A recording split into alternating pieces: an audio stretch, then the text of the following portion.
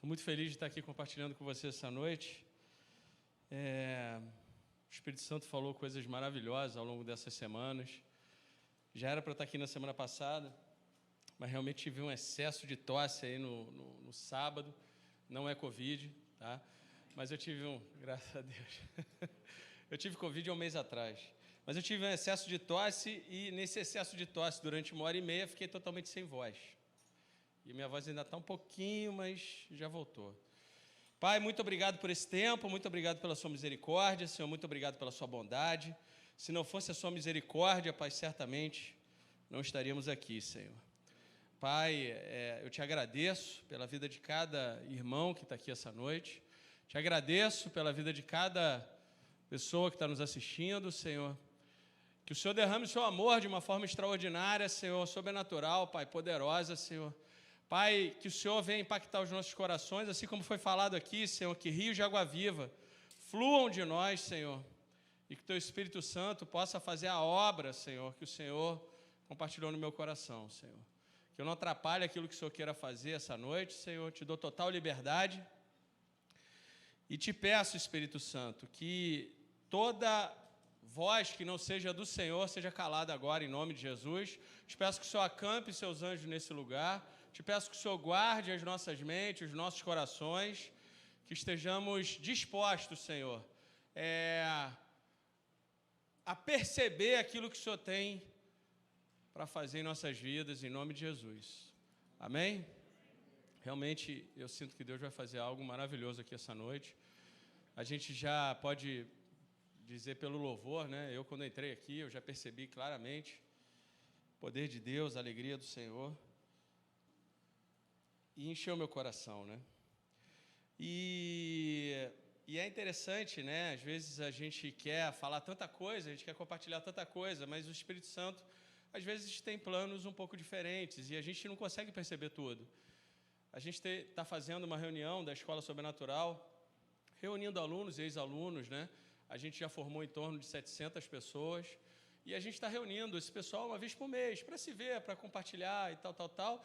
E aí, na última reunião, quer dizer, foi a primeira reunião que a gente teve, uma vez por mês, eu preparei um pequeno... Falei, bom, eu não sei o que vai acontecer, a gente vai dar liberdade ao Espírito Santo, eu não sei exatamente o que vai acontecer, mas eu vou preparar um roteirozinho, né, para poder chegar lá e poder funcionar. Só que, graças a Deus, eu cheguei 5 minutos atrasado, e quando eu cheguei aqui já tinha começado, o pessoal sabe, né, honrar aqueles que chegaram na hora, e aí já tinha começado, e quando eu cheguei nesse lugar, eu não consegui fazer mais nada, a não ser me jogar aqui no chão, e durante 2 horas foi o lugar que eu fiquei, e parece que passou 2 minutos, né? Na verdade, eu não consegui nem entender direito ainda o que Deus está fazendo, mas eu sei que Ele está fazendo um avivamento fantástico. A gente está no meio disso, né? De alguma forma, eu ainda não consegui entender como, mas eu sei que a gente está no meio disso, né? E não é por causa da Verbo, mas é por causa de algo que Deus quer fazer nesse tempo, né? Então, na década de 60, na década de 50, houve aí grandes avivalistas, como os The Hunters, como a Kathleen Kuhlman, como, enfim, tantos homens de Deus que foram extremamente impactantes no seu tempo. E eu sinto que Deus está fazendo isso também, não só aqui, né, nesse lugar especificamente, e também através da vida de muitos irmãos aqui, mas como Ele está fazendo em outras partes do mundo simultaneamente também. Eu queria honrar aqui algumas pessoas. A gente tem a escola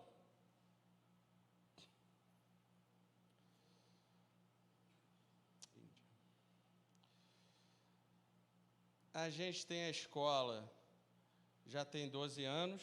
A gente trabalha deve estar trabalhando hoje em torno de 150 a 200 ministérios diferentes dessa igreja aqui, mas eu não me canso de me surpreender, né? Às vezes a gente pensa assim, poxa, Deus tem feito tantas coisas maravilhosas, tantas coisas incríveis, né? Quando você reúne, as pessoas sabem quem elas são, sabem quem é Deus, sabem, tem toda essa revelação, e aí não tem outra coisa que vai acontecer, né? É o poder de Deus, a presença de Deus, algo vai acontecer extraordinário. Mas eu queria honrar, assim, a vida de algumas pessoas que estão, assim, me surpreenderam muito, né? Não tanto, porque já tem uma vida com Deus, assim, maravilhosa, mas pela disposição, é incrível, né? A gente tem uma escola na Índia, e essa escola, quer dizer, na verdade é online, né? A escola na Índia é para pessoas da Índia, e isso nasceu no coração de Deus. E era sábado de manhã, né, a escola, só que por causa do fuso horário, sábado de manhã, vocês sabem, né? Quem dedica o seu sábado de manhã, né, para servir ao Senhor, voluntariamente, né, para que outras pessoas saibam quem são, saibam qual é a sua função, saibam qual é o propósito, saibam que nasceu de uma forma extraordinária e tem algo incrível para fazer. E aí, a gente começou com alguns alunos da Índia, só que o problema do fuso horário, o pessoal falou, olha, cara, não está dando. E aí eles sugeriram um outro horário, que começa às 11h30, 11 horas de sexta-feira. Pelo amor de Deus, se alguém souber como é que desliga a Siri, depois me fala, pelo amor de Deus. Mas começa 11 horas de sexta-feira. Eu disse 11 horas de sexta-feira. E termina 2 horas da manhã, em inglês. Amém? Então, eu queria honrar essas pessoas, que é o Teco, o Felipe aqui Oliveira, que daqui conosco, o Teco também conosco, a Gabriela Jade, não é da nossa igreja, a Ellen também não, a Marcela Carrilho, e a Juliana Rolim, e a Patrícia, né? Patrícia. Uma salva de palmas para essas pessoas, amém? Meu irmão, 10 meses, dedicando sua sexta-feira. Sabe o que é isso? Fome por mais de Deus. Rios de água viva são isso. Rios de água viva fluem do nosso interior para abençoar o próximo, para abençoar os outros. Amém? Para que eles possam também experimentar desse rio de água viva como eu experimentei e tenho experimentado. O tema dessa noite, né? Eu sempre falo sobre a mesma coisa, praticamente, sempre falo sobre a presença de Deus, e eu não vou fugir disso, vou falar um pouco disso, só que de uma forma um pouco diferente. O tema dessa noite é avivamento, igreja e família, não é isso? Avivamento, igreja e família. Eu já tinha esquecido o tema dessa noite, mas a ministração em nome de Jesus está aqui. Então, a gente está falando um pouco sobre família, vai falar um pouco sobre família esse mês, né? Sobre igreja como família, sobre família de um modo geral. E eu tenho, assim, a alegria, né, de fazer parte de uma família, né? Parte da família de Deus. Existe, sim, a Igreja Universal, a igreja que eu digo universal, a igreja do Senhor, né? Que é a noiva de Cristo, e não se trata apenas da Igreja Verbo, mas, né, da Igreja de Cristo, né? Que não tem nome, inclusive. Mas existe a igreja local, onde Deus vai, onde a gente vai abençoar, onde a gente vai ser abençoado, está em Deuteronômio. Ele diz que Ele vai escolher o local onde a gente vai abençoar, onde a gente vai ser abençoado, onde a gente vai tratar, onde a gente vai ser tratado, onde a gente vai ensinar, onde a gente vai aprender, onde a gente vai dizimar, onde a gente... Não dizimar, Ele diz ofertar. Amém? Então é Deus que escolhe essas coisas. E eu já ministrei em tantos lugares. Não tantos assim, mas em alguns lugares. E quando eu falo que eu sou da mesma igreja há 24 anos, muita gente se surpreende. Mas a igreja deve ser também uma representação da família. A gente vai explorar isso aqui um pouco. Isso significa que eu não estou junto com a minha esposa porque a gente pensa igual em tudo. Ou a gente concorda em tudo, ou a gente discorda de tudo. Mas eu estou junto com a minha esposa porque a gente é família, porque eu amo ela, porque ela me ama. E ainda que a gente discorde, ainda que que eu aborreça ela ou que ela me aborreça, a gente aplica a palavra de Deus, ou a gente aplica as coisas do Senhor, e a gente trabalha, apesar de muitas vezes termos dificuldades Acontece em família, quem tem família sabe disso. Mas a gente trabalha para que a gente possa nos ajustar, nos acertar, nos alinhar, nos entender. A igreja não é diferente. E como eu estou falando de avivamento, né? Eu queria falar de cultura de avivamento. Hoje o culto vai ser um pouco diferente, tá, gente? Vou fazer uns negócios aqui no final que Deus me orientou e confirmou. Veio um irmão aqui dessa igreja e falou para mim, ó, eu já tinha preparado, aí ele falou, ó, eu sinto que Deus quer fazer assim, assim, assado. Eu falei, ó, glória a Deus, é exatamente isso que eu preparei. E cultura de avivamento, né? Avivamento e cultura são duas palavras que elas andam juntas. Ainda que tenha acontecido coisas tenebrosas, né, ao longo desses últimos 2, 3 anos aí, por conta da Covid, e a igreja foi altamente impactante, e eu fiquei relativamente assim, impactado, porque sempre a igreja esteve no centro do apoio e da ajuda de qualquer catástrofe que tenha acontecido, seja nas guerras, seja nas pandemias, mas dessa vez, meu irmão, fecha aí, não atrapalha não, deixa que a gente vai resolver. Igreja, fecha a porta, por favor, não atrapalha não. A ciência resolve, você vai atrapalhar. E eu fiquei pensando nisso, e parece às vezes, né? Tem muita gente que olha e fala, puxa, mas e agora estamos acabando a Covid, e talvez o pessoal está tentando forçar para tentar voltar àquele velho mesmo conceito, parâmetro, que talvez Deus tenha permitido para que possa dar uma sacudida e falar, não, peraí gente, calma aí, vamos dar um freio de arrumação aí nesse negócio. Porque afinal de contas, eu creio que a gente está vivendo um avivamento fantástico, fantástico. Então, avivamento e cultura são duas palavras que, reunidas, elas formam algo chamado transformação. Eu já falei sobre isso, eu falei sobre mudança e sobre transformação. Mudança, você pode mudar para São Paulo, mas você decide mudar de volta. Ou você pode fazer como muitas pessoas que eu conheço, pula de igreja em igreja, igreja em igreja, igreja em igreja. Agora eu gostei mais do pastor tal, agora me aborreci com fulano, me aborreci com ciclano. Agora, meu amigo foi para tal igreja, agora o fulano foi...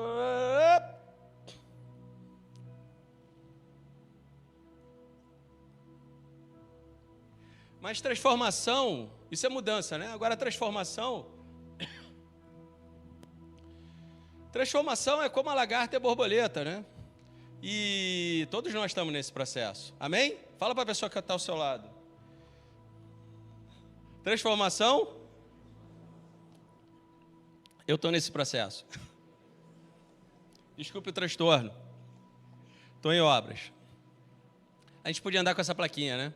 Desculpe o transtorno, estou em obras. Mas isso também não justifica, amém? Isso só diz que a gente está no processo. E cultura é um conhecimento, né? Cultura é conhecimento, é tudo aquilo que você já faz automaticamente, aquilo que está ao seu redor, é aquilo que te faz agir no teu processo mais profundo, né? São crenças, comportamentos compartilhados, desde que a gente é criança. Por que você faz coisas que você faz? Por que você se veste do jeito que você se veste? E avivamento é trazer vida onde tem morte. É trazer luz onde tem trevas. Agora, não é possível mudar a cultura ao nosso redor se a gente não mudar a cultura dentro de nós. A cultura tem que ser mudada em nós primeiro. O nosso sistema de crenças e valores começaram a ser construídos antes da gente nascer.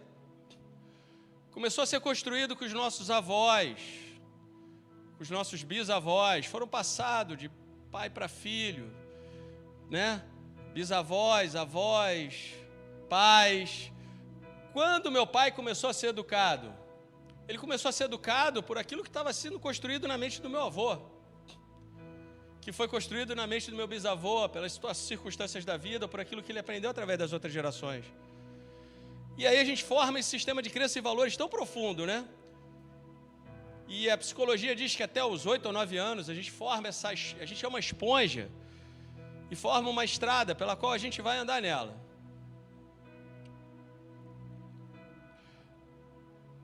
E aí eu me deparo com Romanos 12, 1 e 2, que diz assim, eu vou ler para vocês: portanto, irmãos, rogo-lhes pela misericórdia de Deus que se ofereçam em sacrifício vivo, santo e agradável a Deus. Este é o culto racional de vocês. O que ele está falando aqui? Ele deve estar falando algo como, amados amigos, né? Qual deve ser nossa resposta à maravilhosa misericórdia do Senhor? Qual deve ser o nosso posicionamento diante da infinita misericórdia com a qual Deus nos tratou? É isso que ele está falando. E aí, com todo cuidado, ele vira e fala assim: e não se amoldem ao padrão deste mundo, mas transformem-se pela renovação da sua mente, para que sejam capazes de experimentar e comprovar a boa, agradável e perfeita vontade de Deus. Não imitar os padrões desse mundo. Deus tem os seus próprios padrões. Deus tem os seus próprios conceitos.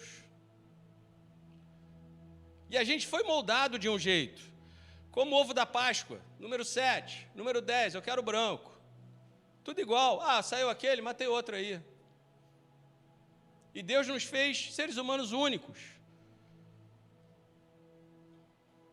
para que possamos pensar e exercer aquilo que Deus tem para cada um de nós, que só você pode fazer.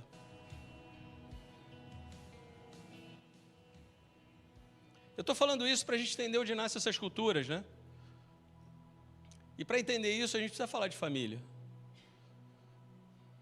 Família forte, sociedade forte.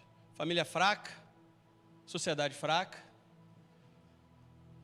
Família destruída, sociedade destruída. Família forte, igreja forte. Família fraca, igreja fraca. Família destruída. Vão ter os remanescentes, porque Deus sempre tem os remanescentes. O que significa isso, né? Deus criou a família. E existe uma guerra do inferno contra tudo que Deus criou. O diabo sabe a importância da família. A gente vê aí uma guerra sendo travada aí aos 4 cantos aí, para quem quiser ver. Nunca foi tão claro, nunca foi tão óbvio entender que a gente está no meio de uma guerra. Porque a família é esse ecossistema, né, que nutre a árvore, para que ela possa crescer num local saudável e dar fruto. Isso não quer dizer que não vai ter intempéries. E a igreja não é diferente, né? Nenhum presbítero, nenhum líder, nenhum sacerdote foi chamado para administrar ou gerir ou ajudar um negócio, uma organização. Isso aqui não é uma organização. Isso aqui é parte da família de Deus e há uma responsabilidade nisso, de cada um de nós. E quando você vai para casa, parte da família de Deus, e há uma responsabilidade nisso. Deus criou a família. Não foi o homem que inventou a família, foi Deus que criou a família. E tudo que Deus criou é bom. E tudo que Deus criou, Ele criou com uma intencionalidade, tem um resultado esperado, tem um alvo, tem um objetivo. Ele não age por impulso, Ele não erra, Ele se move por amor, porque Ele é amor. Deus criou a família e compartilhou com a família a autoridade. Deus deu autoridade para a família. Hoje de manhã eu estava lá meditando na palavra, né, em Gênesis. E aí, pensando, né? E Deus criou os céus e a terra. Eu falei, Senhor, eu queria tanto ver esse momento. Como é que deve ser isso? E a terra era sem forma e vazia. E disse Deus, haja luz. E houve luz. Irmãos, a palavra de Deus é tão poderosa que um único versículo pode mudar o país, sabia? Êxodo 18, 21. Depois eu vou compartilhar com vocês. Um único versículo aplicado pode mudar o país. De tão poderosa que é a palavra de Deus. E Deus não se apresenta a nós apenas como nosso Criador. Eu criei o mundo, eu criei tudo. E eu sou seu dono. Deus vira para nós e fala, olha, sou um pai. Ele olha para nós e fala, puxa, eu sou um pai. Essa é a minha realidade. Você gostaria de ser meu filho?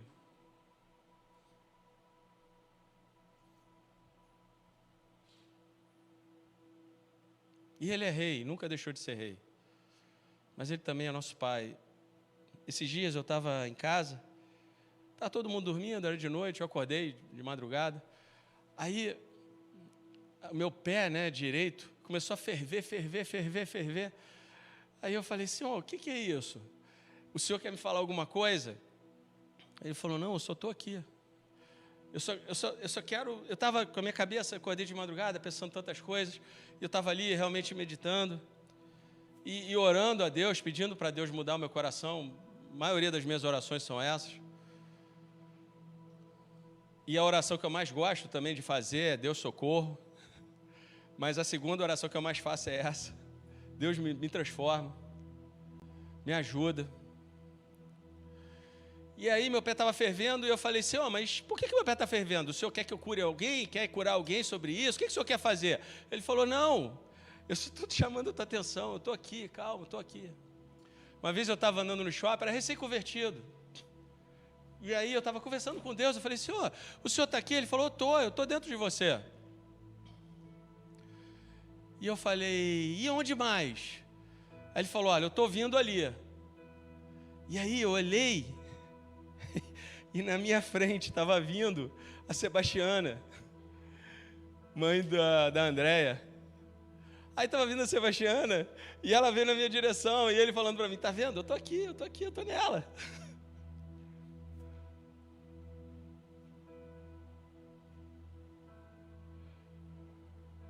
Deus é perfeito.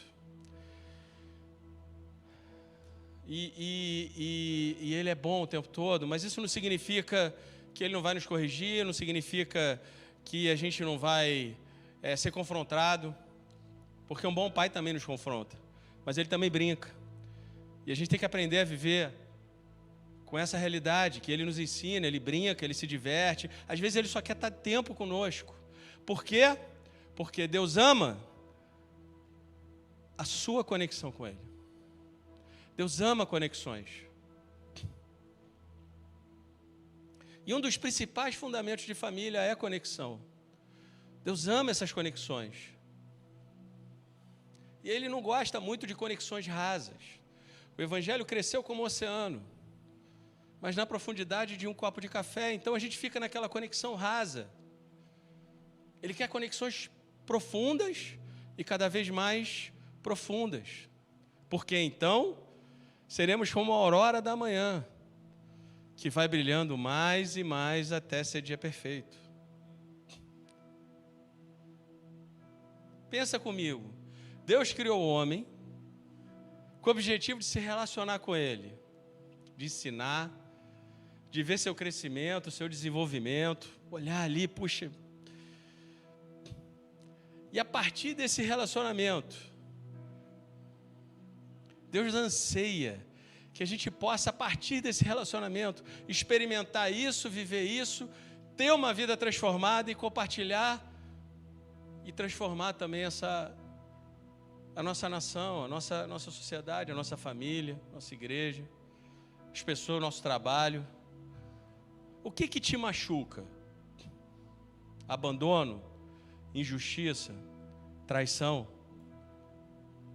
Por que isso te machuca? Sabe por quê? Porque nós somos feitos à imagem e semelhança de Deus. Essas coisas machucam Deus. Então é normal que nos machuque também. Porque essas coisas a gente aprendeu com Ele. E quanto mais tempo eu passo com Ele, quanto mais eu valorizo a conexão, mais tempo eu aprendo com Deus.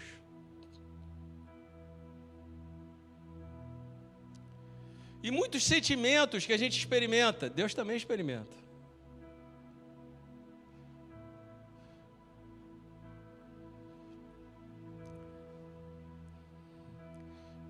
Deus criou o homem à sua imagem e semelhança.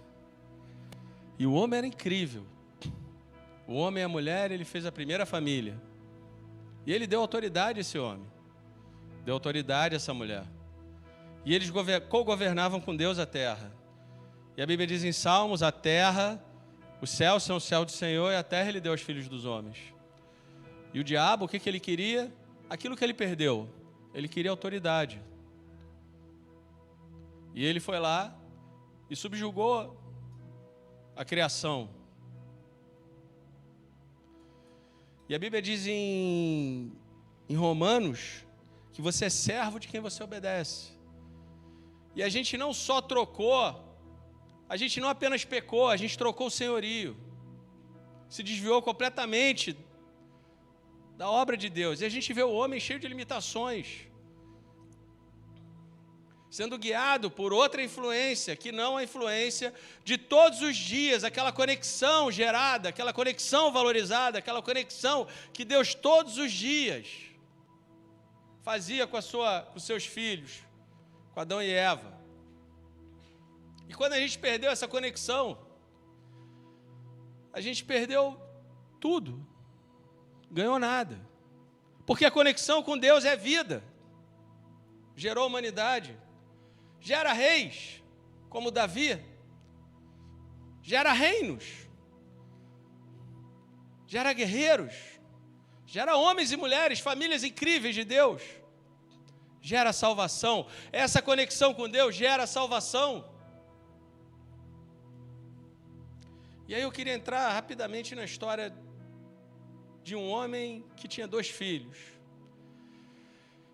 Diz assim, Lucas 15, 11, 13, diz assim, Jesus continuou e disse, um homem tinha 2 filhos. O mais novo disse ao seu pai, pai, quero a minha parte da herança. Assim ele repartiu sua propriedade entre eles. E não muito tempo depois, o filho mais novo reuniu tudo o que tinha e foi para uma região distante. E lá desperdiçou seus bens, vivendo irresponsavelmente. O filho mais novo quebrou a conexão. Ele não queria mais conexão, ele não queria mais intimidade. Ele não queria. E ele evitou a intimidade. Então foi isso que ele fez. Eu não quero mais conexão. Eu não quero mais. Não quero mais intimidade. E aí o que ele fez? Deixou a família, deixou o pai, deixou os irmãos, deixou o irmão. Em busca dos seus próprios interesses. Lucas 15, 14 e 16 diz assim, depois de ter gasto tudo, houve uma grande fome em toda aquela região, e ele começou a passar necessidade. Por isso foi empregar-se com um dos cidadãos daquela região, que mandou para o seu campo a fim de cuidar de porcos. Ele desejava encher o estômago com as vagens e aquelas bolotas que os porcos comiam, mas ninguém lhe dava nada. Já viram pessoas sozinhas no meio da multidão? Foi isso que esse homem conseguiu, foi isso que esse filho conseguiu. Porque quando você desconecta da fonte de vida, é o que você consegue. Está sozinho no meio da multidão.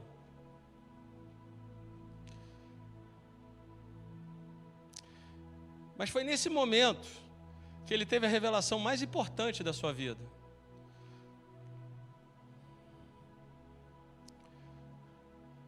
E ele teve a revelação da importância da sua conexão e intimidade com Deus. Meu irmão, essa é a revelação mais importante que nós vamos ter nas nossas vidas.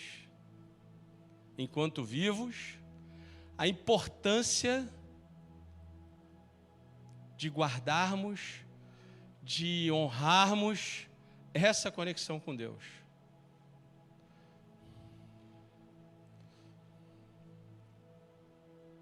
E esse homem, ele entendeu isso. No momento de dor, como eu também entendi no momento de dor. E hoje, quando eu erro, a primeira coisa que vem à minha mente...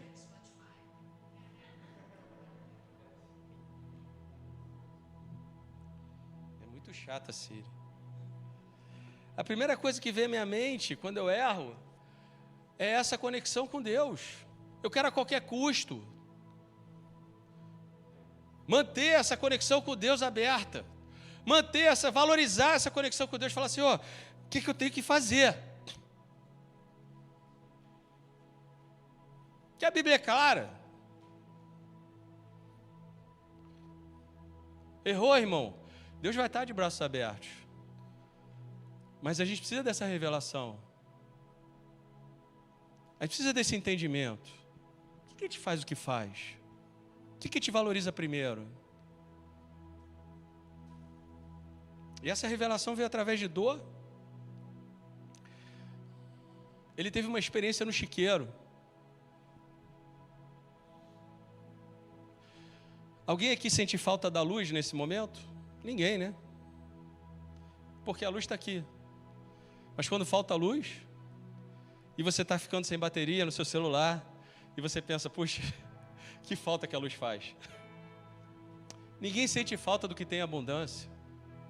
E de repente você está experimentando aquele amor e abundância de Deus, e aí você rasga essa conexão em prol de viver pecado, ou viver algo que, sei lá, não é para a sua vida, para as nossas vidas.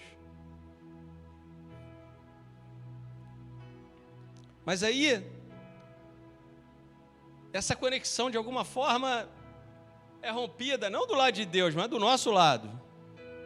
Viramos as costas. A gente se acostuma com a abundância. Mas como foi falado aqui durante o louvor, sempre tem mais, irmãos. Sempre tem mais. Deus respira e faz uma galáxia, então sempre tem mais. O que a gente sabe aqui é quase nada. A Bíblia diz que a gente vai conhecer a Deus durante toda a eternidade, tamanha a sua glória. Ninguém sente falta do que tem em abundância. E ninguém sente falta do que nunca experimentou. As crianças que estão agora aí com 3 anos de idade, elas acham estranho andar na rua. Como assim um mundo sem máscara? O que será que é um mundo sem máscara? Não sei. Papai, me explica o que é um mundo sem máscara. Ela nunca experimentou. Mas em nome de Jesus vai experimentar, amém? E está tendo um problema grave de crianças que estão com dificuldade de falar, porque elas não veem a boca das pessoas. Mas esse homem teve fome. E o que faz diferença na vida com Deus é fome. Fome dessa conexão. Eu me lembro na escola sobrenatural, tinha um carro que chegava com 4 homens que vinham de Cabo Frio assistir aula. Terça-feira à noite. Cabo Frio, irmão. Cabo Frio. Sabe lá o que é sair de Cabo Frio? Para assistir aula aqui lá na Barra, na época. E aí eu tinha pessoas que moravam aqui na Barra, falaram, meu irmão, vamos na escola. Ele falou, não, é muito longe. Eu falei, eu sei, é longe mesmo. Esquenta não. Mas um dia você vai ter fome, vai ser perto. Porque o que faz a diferença é fome. E esse homem teve fome. E ele falou, puxa, o meu mundo não pode ficar desse jeito. E ele teve essa revelação da coisa mais importante da vida dele, que era a conexão com Deus. E a gente fica torcendo às vezes, né? Eu conheci pessoas que ficaram 22 anos escutando a mensagem e se converteram 1 ano antes de morrer. Meu pai foi um deles. Eu fiquei 23 anos pregando para o meu pai, e 23 anos ele aceitava Jesus. Mas ele não teve a revelação, ele teve a revelação 1 semana antes de morrer. E eu tive o privilégio de ver o meu pai diferente. 1 semana antes de morrer, ele falou, filho, Jesus esteve aqui. Jesus esteve aqui, e eu sentei do lado dele, eu comecei a ler a Bíblia, ele falou, estou entendendo. Eu nunca tinha percebido essas coisas.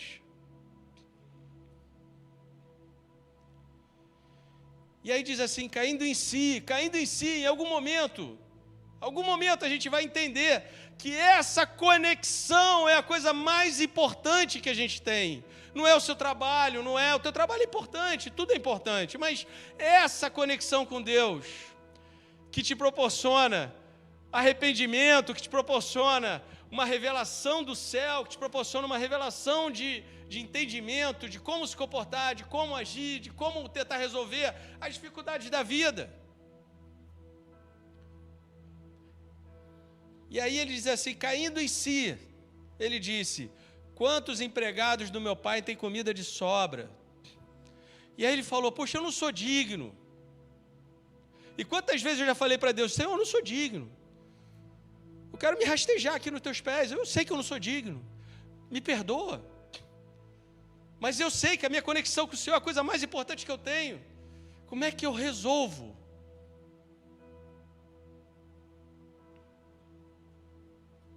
E ele fala assim, eu não sou mais digno de ser chamado seu filho. Trata como um dos seus empregados. A revelação, ela gera mudança, ela gera transformação. A gente acha, está escrito em Romanos capítulo 10, versículo 9 a 11, se você confessar com a sua boca, Jesus é o Senhor, e crer em seu coração, que Deus ressuscitou dos mortos, será salvo. Pois com o coração se crê para a justiça, e com a boca se confessa para a salvação. Como diz a Escritura, todo que nele confia jamais será envergonhado.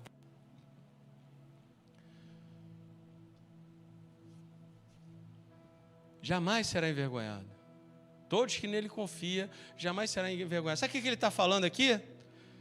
A gente pensa às vezes, poxa, quem quer aceitar Jesus, vem aqui na frente e tal. Tudo bem, bacana, mas isso não está na Bíblia.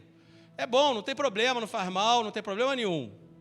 E eu não estou falando aqui de salvação, tá, amém, irmãos? Eu não estou falando quem é salvo, quem não é salvo, não estou falando isso. Estou falando de entendimento, de revelação.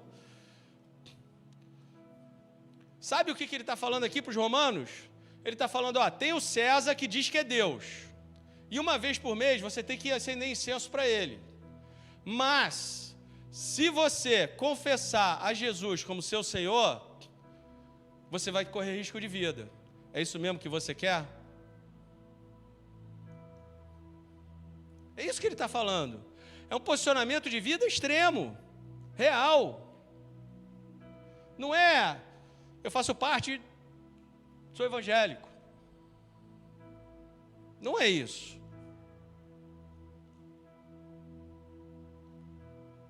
E aí ele volta para casa e ele resolve perseguir esse relacionamento, intimidade, conexão com Deus.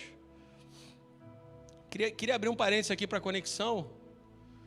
A gente está vivendo numa era onde as conexões virtuais estão mais importantes que as conexões reais dentro de casa. Então eu queria sugerir fazer uma coisa que a gente vai fazer hoje. Senta na mesa, olha no olho, desliga o celular. Não manda zap para o teu filho, não manda zap para o teu pai. Não liga para o teu pai dentro de casa, pelo amor de Deus. Olha no olho, abraça. Fala, ouve. Quantas famílias a gente vai, sai para comer, sai para jantar e vê lá o pessoal não sai do celular. Conexão virtual não é mais conexão real. Mas Deus é a conexão real, Ele quer que a gente valorize as conexões reais. E aí uma das passagens mais lindas na Bíblia, que é Lucas 15, 20 e 24, diz assim, a seguir levantou-se e foi para o seu pai. Estando ainda longe, seu pai o viu e cheio de compaixão, correu para o seu filho e o abraçou e beijou. E aí o filho disse, pai, pequei. Pai, pequei. Eu estava vendo essa palavra compaixão, né? E uma das traduções que eu vi de compaixão, da raiz dela, uma delas é o cordeiro. E aí o Senhor me mostrou, né? Quando Abraão levanta o cutelo para matar seu filho, Deus tem a compaixão. É uma palavra que eu tenho que aprender sobre isso. Uma das coisas que Deus tem me ensinado. E ele fala, pai, pequei contra o céu e contra ti, não sou mais digno de ser chamado seu filho. Mas o pai disse ao seu servo, depressa, tragam melhor roupa e vistam nele, coloquem um anel em seu dedo, calçados em seus pés, tragam um novilho gordo e matem-no. Vamos fazer uma festa e comemorar, pois este meu filho estava morto e voltou à vida, estava perdido e foi achado. E começaram a festejar. Quantas pessoas mortas-vivas a gente conhece? Quantas pessoas mortas-vivas não conhecem esse coração, esse Pai, que proporciona compaixão, descanso, favor, conexão com o seu coração. Real. A conexão com Deus é o ponto auge da nossa vida aqui na terra e em toda a eternidade.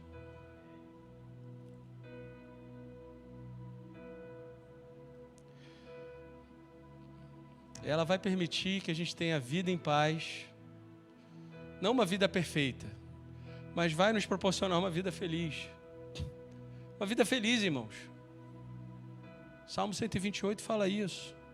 Trabalho digno e próspero. Uma mulher que te abençoe, uma família feliz, filhos felizes. Não é não ter problemas. Agora, a igreja também é um local de pais, irmãos, filhos. Também é um local de pais, irmãos e filhos espirituais. Não é um local só onde a gente vem, eu quero receber. Eu sei, irmão, mas a gente aqui também contribui uns com os outros. Efésios 3, 14 e 15 diz isso. Por essa razão, ajoelho-me diante do Pai, do qual recebe o nome toda a família do céu e na terra. A gente não, nenhum de nós aqui está gerindo, administrando uma organização eclesiástica. A gente está tentando se ajudar como família, família de Deus, uma parte da família de Deus. E eu gosto quando Isaías 60, 1:3, ele diz: levanta-te e resplandece, porque as trevas já cobriram a terra, mas a sua luz, e não é para a gente brilhar, para as pessoas falarem, olha como é que eu brilho, olha só o meu brilho, olha só que coisa maravilhosa, olha como é que eu brilho. Não é isso. É para iluminar o caminho, para aquelas pessoas que estão em trevas possam ter uma oportunidade de chegar a esse Pai amoroso e estabelecer uma conexão verdadeira.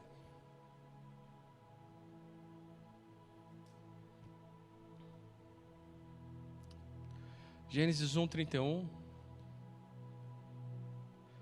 E Deus viu tudo o que havia feito, e tudo havia ficado muito bom.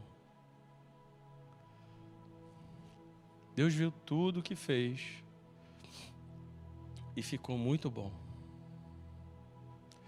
Então, quando a gente volta para Deus, a gente está nesse processo de aprendizado. Cada dia mais parecido com Jesus.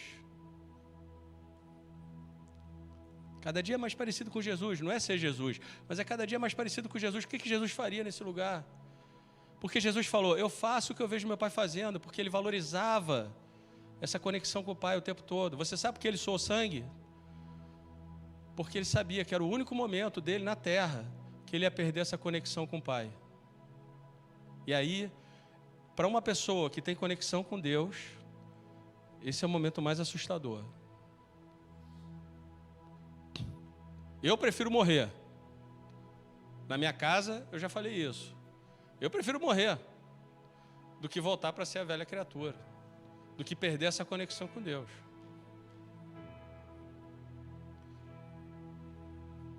Deus valoriza as conexões. E elas são estabelecidas no dia a dia. Você sabe as coisas mais legais de você ter filhos? E eu fico triste quando eu vejo, às vezes, uma família se destruindo, e eu vejo lá os pais se separando, aí passa 15 dias com o pai, fica aquela confusão, né? E às vezes a criança se acostuma com isso e fala, puxa, eu tenho 2 pais, né? Casa de novo, blá, blá, blá, tenho 2 pais, tenho 2 mães, que legal, blá, blá, blá. Fica essa narrativa, né? Para tentar tirar uma dor. Mas você sabe qual é o melhor de tudo? É quando eu chegava em casa e eu brincava de carrinho com meus filhos, com minha filha, com meu filho. Era quando o sorvete caía no chão. Era quando eu acordava de manhã, minha filha toda lambuzada de chocolate. Ela não podia ter comido chocolate. Vem cá. Você comeu chocolate? O que você fez? Toda lambuzada de chocolate. Ela sabia que não podia mentir. Mas ela sabia que se falasse também, ia ficar de castigo. Então, eu não lembro. Cara, isso é a melhor coisa da vida. São os dias, dia a dia. Com Deus não é diferente. Com Deus não é diferente.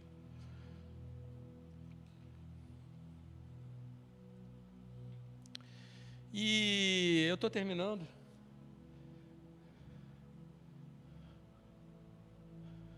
A gente vai cear. A gente vai cear um pouco diferente hoje, tá, gente?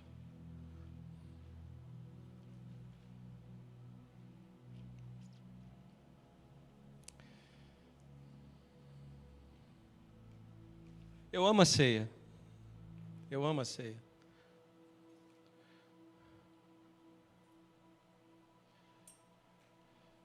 Jesus fala assim, eu desejei, sabe? Quando Deus fala, eu desejei, assim, eu desejei. Imagina Deus desejando uma coisa. E Ele fala assim, eu desejei ansiosamente comer esta Páscoa com vocês antes de sofrer. Sabe, imagina Deus que tem tudo. Imagina Deus, sabe o que Ele desejou? Ele desejou esse momento de conexão.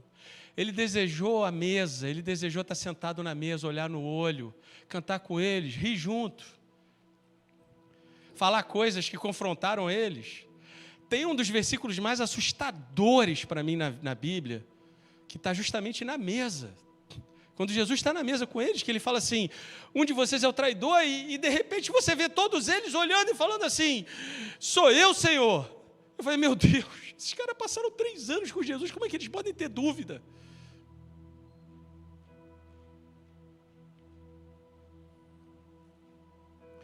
E eu queria fazer uma coisa prática. A ceia, ela começa em João 13, versículo 1. E ela termina em João 18, capítulo 18, versículo 1.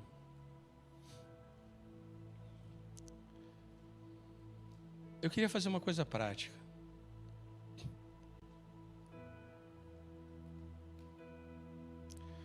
Eu queria que a gente meditasse um pouco agora antes da ceia, né? E eu queria que você escrevesse no seu celular. Quem tiver, todo mundo deve estar com o celular aí, quem puder, bota no seu bloco de notas. Porque eu creio que o Espírito Santo vai falar aos nossos corações. Pega aí seu celular, bota no seu bloco de notas. Lucas, você pode me ajudar? Tocar aqui uma guitarra? Cadê o Lucas? Saiu? Saiu não, então deixa. Tá, se tiver, não tem problema. Hein, Lucas, se puder tocar uma guitarra aqui pra gente, só um fundo, mudar esse fundo aqui. Quando a gente estava no louvor, Lucas, quando a gente estava no meio do louvor, teve um momento que você tocou a guitarra, cara, saiu uma coisa da guitarra, me atingiu direto, assim, bluf. Foi impressionante. Então, se você puder só tocar essa guitarra, a gente não vai, é só a guitarra, só. E eu queria que você parasse agora, meditasse, a gente vai pedir ao Espírito Santo. Eu não me lembro agora, mas eu acho que é a minha primeira pregação do ano, ou a segunda, eu não sei. Não me lembro direito. Eu acho que eu preguei no último dia, eu acho. Não me lembro. Mas queria que você parasse agora. A gente vai orar. Eu pedi ao Senhor. Tem aquele PowerPoint, ô Pedro? A primeira pergunta. A gente ainda tem bastante tempo ainda pela frente, durante esse ano, então ainda dá para fazer bastante coisa. Aqui tem uma pergunta, ó, quais são as ações mais importantes que você pode fazer, que você pode tomar esse ano, para aumentar a probabilidade de ter conexões de coração mais fortes, com pais, mães, irmãos, filhos espirituais, até o final desse ano? Eu queria que você pensasse sobre isso. Pai, em nome de Jesus, nos revela, Pai, em nome de Jesus, Senhor. Quais são as ações que eu posso tomar, Senhor? Pede isso para Deus, Senhor, quais são as ações que eu posso tomar? Quais são as ações que eu posso tomar? Pai, para que eu tenha conexões mais fortes. Eu tenho pais espirituais, eu tenho irmãos espirituais, eu tenho filhos espirituais. Então, quais são as ações que eu posso tomar, Senhor? Me mostra, Senhor, que eu não estou conseguindo ver, Senhor. Me mostra, Espírito Santo. O que eu posso mudar, Senhor? Quais são as ações práticas? Tomar um café uma vez por mês, uma vez por semana. Pedir ao Senhor para o Senhor me revelar. Me mostra, Senhor, ações práticas, Senhor. Vê que coisas talvez eu tenha atrapalhado. Me mostra, Senhor. Me mostra como é que eu posso, Senhor. Como é que eu posso estabelecer conexões coração a coração mais fortes? Como é que eu posso sentar na mesa, Senhor, com essas pessoas, Senhor, olhar no olho, Senhor, abraçar? O que eu preciso fazer, Senhor? Me mostra. E aí eu queria que você anotasse. Se o Espírito Santo te lembrar alguma coisa, anota, por favor. Pode ser qualquer coisa.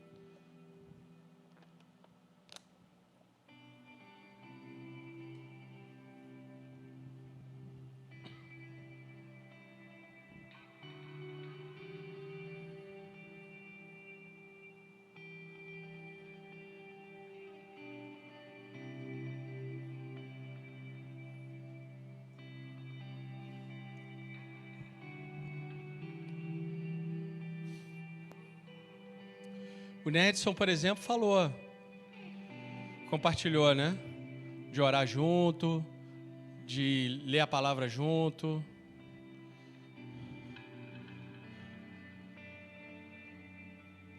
Pede para Deus, deixa Ele te mostrar. Deus me mostrou várias coisas. E anota.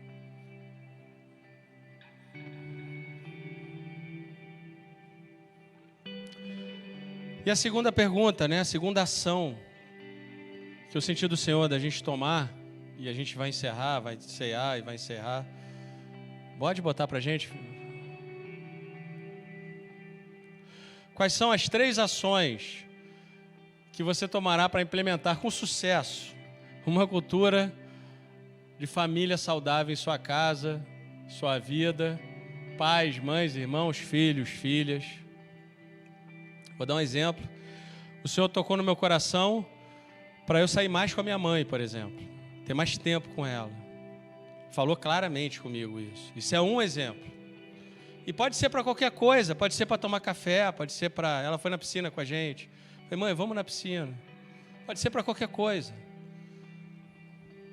Mas algo que vai te permitir olhar para a pessoa sem ficar olhando para o celular. Que vai estabelecer conexões na mesa, como Jesus ali ansiou por esse momento. Coisas que você faça que vai ajudar no teu relacionamento com o seu pai, com a sua mãe, com seus filhos, seus irmãos, em casa mesmo, família. Senhor, nos revela, Espírito Santo. Nos revela, Senhor. Nos revela, Senhor, eu te peço, Pai, em nome de Jesus. Em nome de Jesus.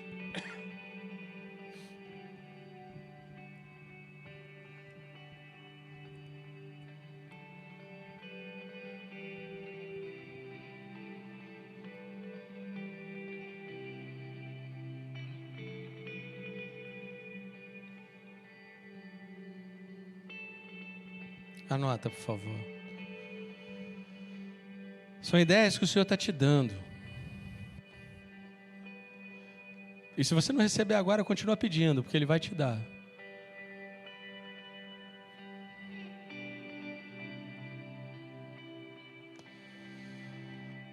Lucas 22:8 diz assim: Jesus enviou Pedro e João dizendo: vão preparar a refeição da Páscoa. Onde quer que a gente se prepare? Perguntou ele. Ele respondeu: ao entrarem na cidade, vocês encontrarão um homem carregando um pote de água. Sigam-no até a casa onde ele entrar e digam ao dono da casa: mestre. O mestre pergunta: onde é o salão de hóspedes no qual poderei comer a Páscoa com os meus discípulos? Ele lhes mostrará uma ampla sala no andar superior, toda mobiliada. Façam ali os preparativos. Eles saíram e encontraram tudo como Jesus lhes tinha dito. Então prepararam a Páscoa. Quando chegou a hora, Jesus e seus discípulos reclinaram-se à mesa. Eu amo sentar na mesa com meu Pai. Eu amo sentar na mesa com Ele. Pega o seu pãozinho.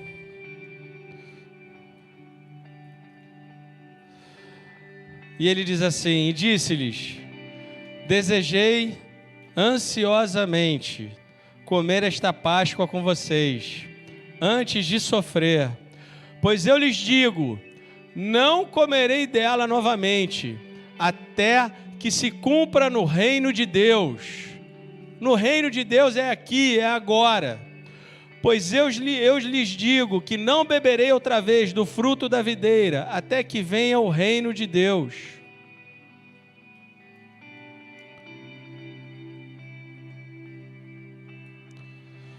E tomando o pão, deu graças, partiu e deu aos seus discípulos, dizendo: isto é o meu corpo, dado em favor de vocês. Façam isto em memória de mim. Comamos o pãozinho que representa o precioso corpo de Cristo.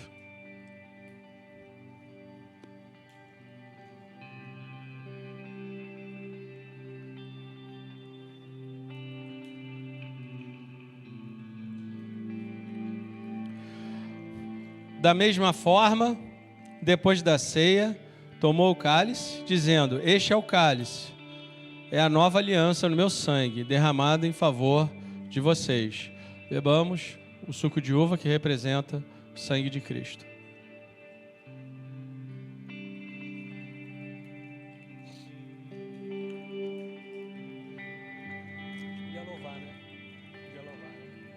Chamar o pessoal do louvor. Eu acho que a gente pode tocar um louvor, que eu achei que estava meio avançado o horário, mas se puder vir, foi tão maravilhoso o louvor hoje, como sempre é, né? Meu irmão, Deus ama as conexões, não esqueça disso. Deus anseia por esse momento em que você vai buscar a sua face. Deus habita em nós. Ele está ali o tempo todo, de braços abertos, esperando que a gente se dê conta do que é mais importante. E a conexão entre nós. Essa é a cruz, né? Conexão para o alto e conexão horizontal. Amém? Então, vou deixar aqui com o grupo de louvor. Eu já encerrei, só queria agradecer a Deus. Senhor, obrigado pela sua graça, pela sua bondade. Espírito Santo, eu te peço que o Senhor quebre toda a limitação da nossa mente e que venhamos a entender, Senhor, de forma clara, Senhor, que não se trata de vir à igreja domingo, mas se trata de uma conexão diária, constante e poderosa, todos os dias, 24 horas, 7 dias da semana. Nos ajuda a romper essas limitações da nossa mente, a religião dos nossos corações, de forma que sejamos só filhos amados, em busca de um Pai maravilhoso, que anseia em sentar na mesa conosco. Em nome de Jesus. Amém. Fala alguma coisa?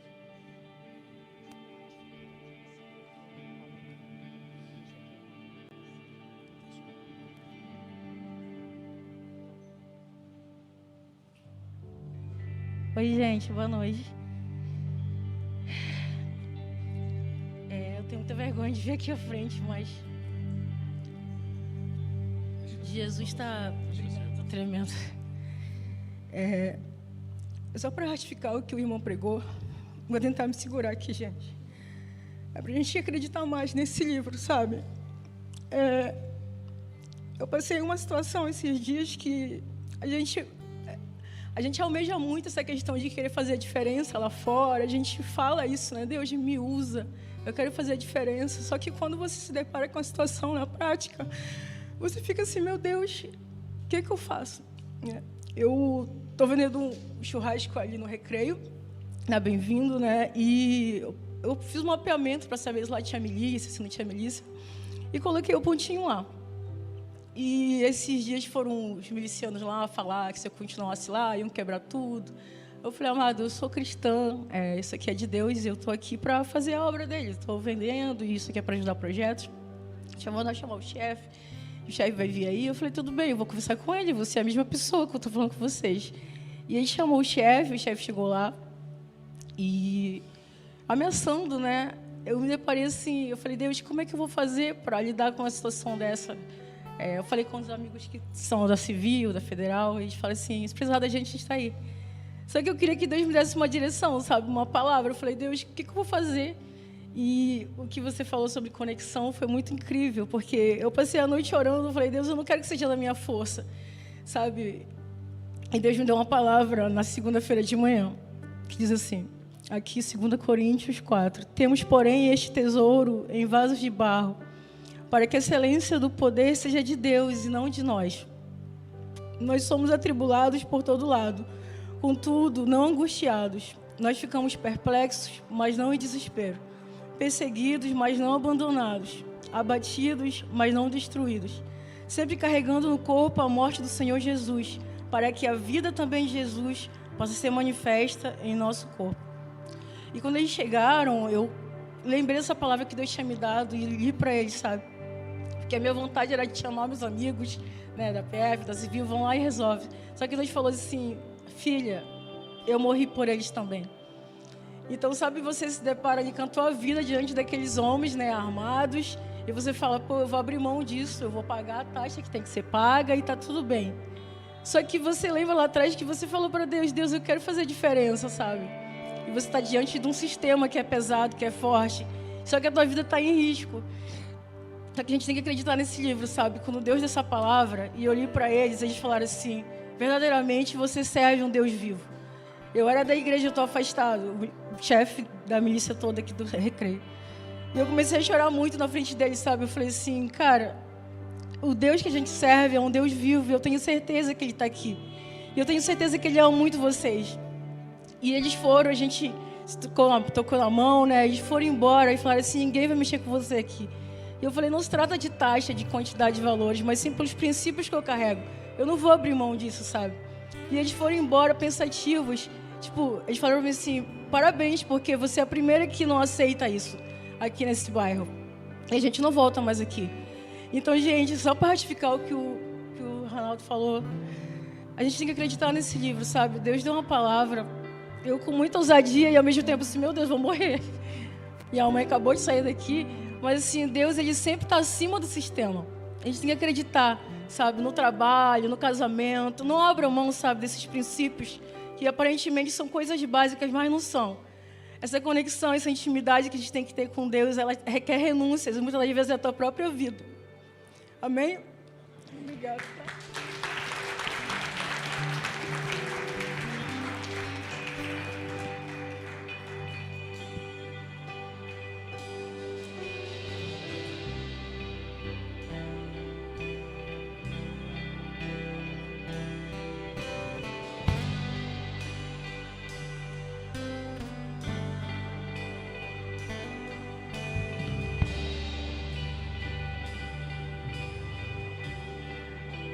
Porque Ele vive,